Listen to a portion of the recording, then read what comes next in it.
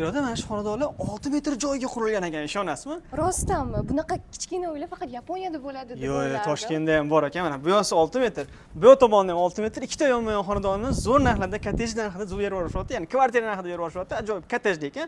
Bektemir postidan 500 metr uygacha chiqadi. Yo'lni yuziga ham, katta yo'lga ham shundoqqina yaqin. Hozir o'rtoqlar Food Citydan keyinchi transport rosa ko'payib ketdi. Bu-ki ancha rivojlanib ketdi bo'tlar. Qani ichkari qismlarini ko'rsating. Tashqarisidan shunaqa kichkina ko'rinayotgan bo'lsa, menimcha ichkarilari katta-katta bo'lsa kerak. Eng qizig'i, narxlarni arzonga berib yuborishyapti. Hozir quruvchining o'zi bilan mashinaga o'tirishibdi. Ancha arzonga berib yuboraman deyishyapti. Kelinglar. Egalar tomonidan to'g'ridan-to'g'ri gaplashib olishinglar mumkin. Mana shunaqangi katta fasadi, eng qizig'i Iroda, bu xonadonlarni birorta xonani gulxo'y qilishmagan. Gulxo'y xonada men yomon ko'raman, siz havo aylanmaydi, yorug'lik tushmaydi. Hovlida sanuzoliga ham ega ekan, qoyili sig'dirishganiga. Bitta mashina bemalol sig'adi, podvallariga ham ega ekan. Hammamizga nasib qilsin. Keling, ichkariga kirishni boshlaymiz. Bu yerdan podvalni o'zini amortizatorli ochilib yopiladigan eshiklar qilishgan. Bismillah.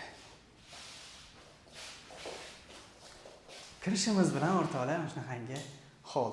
Iroda ochilib yopiladigan tonirovkali oshxona bo'lsa kerak. Ha, oshxona.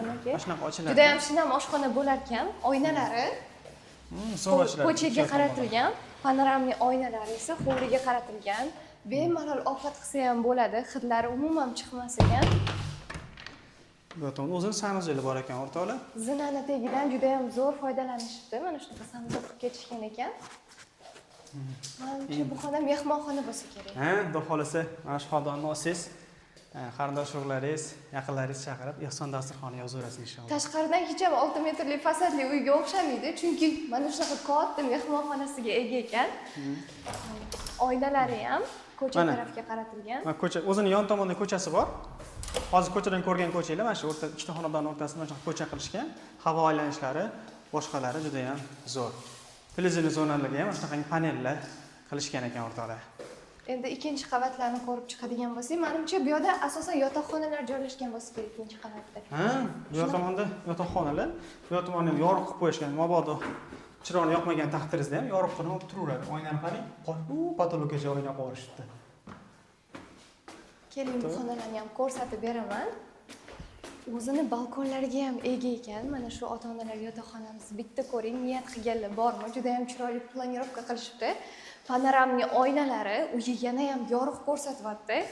Ikkita tarafda rozetkalargacha bor ekan. Balkon qismlarini ham ko'ramiz. Ko'rishingiz mumkin, juda ham shinam xonadon ekan.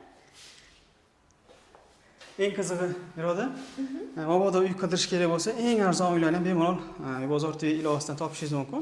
Shunaqani kirganingizda sizga eng zo'rlarini ko'rsatadi. Mana 145 mingga 3,5 sotuqli hovlilar, chiroyli zo'r xonadonlar ko'rsatadi. Ustiga videoni bossangiz, video obzorlarini ham ko'rishingiz mumkin. Xuddi Instagramga o'xshaydi.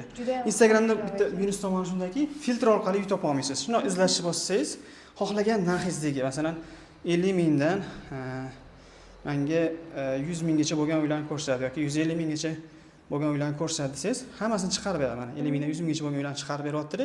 Xohlasangiz e'lonlar rasmi bilan, xohlasangiz videolari bilan ko'rishingiz mumkin. Video obzorlari bilan ko'rishingiz mumkin. Faqat mana bu videolar 50 mingdan 100 minggacha bo'lgan uylarning videosi. Tushundingizmi? Buni qimmat uylar, xohlagan narxingizdagi filtrlar ko'rishingiz mumkin. Uning ustiga xaritadan ham ko'rishingiz mumkin. Mana Toshkentdagi butun uy joylarni anaqasini ko'rsatishadi. Xaritalarni ko'rsatishadi narxlari bilan bemalol ko'rishingiz mumkin. Juda ham qulay ilova ekan, albatta foydalanib ko'ring. Uy Bozor TV jamoasi hech qachon sizga yomonlarni tavsiya qilmaydi. App Store yoki Play Marketdan Uy Bozor TV yozsangiz chiqadi, yuklab olishingiz mumkin bemalol. E'lon berish bepul. Endi keyingi xonalarni ham ko'rsatamizmi? Keyingi xonasiga kirsangiz. Bu tarafimizda bitta farzandlarga shinam yotoqxona mavjud. Razmerlari ham shunga tortadi. Mo'yshi aboydadan ishlatilgan ekan. Bu yerda bunday xona bor ekan, detskiy xona. Chiroyligina razmerlariga ega, klassik uslubdan ta'mirdan chiqarilgan ekan. Narxini aytganimdek, buni 170 ming, yonidagisini 105 ming so'rashyapti. Bektemir postidan atiga 500 metrgina kirgan xolos. Ikkinchi qavatimiz uchun mo'ljallangan umumiy sanuzol qismimiz juda ham chiroyli ekan. Agar sizda 2-3 xonali kvartirangiz bo'lsa, sotib mana shu kottejni olgan bo'larmisiz? Albatta olgan bo'lardim, chunki juda ham zo'r sharoitlarga ega ekan. Hammamizga mana shunaqa xonadonlar. Ayniqsa siz mashinani yaxshi ko'rasiz, mashinangizni bemalol hovlisiga olib kirib qo'yasiz bo'lar ekan. Agar mana shu xonadon meni uyim bo'lganda, mana shu xonasini egallagan bo'lardim, chunki balkonli uylarni juda ham yaxshi ko'raman. Balkondan ajoyib manzaralar, hovlilar ko'rinib turar ekan. Farzandingiz o'ynayotganda ham ko'rib turaverasiz. Niyat qilinglar, like bosib, yaqinlarga borib qo'yinglar. Egalar raqam pastda qoldiramiz, telefon qilib batafsil ma'lumotni olishingiz mumkin. Xayr, salomat bo'ling.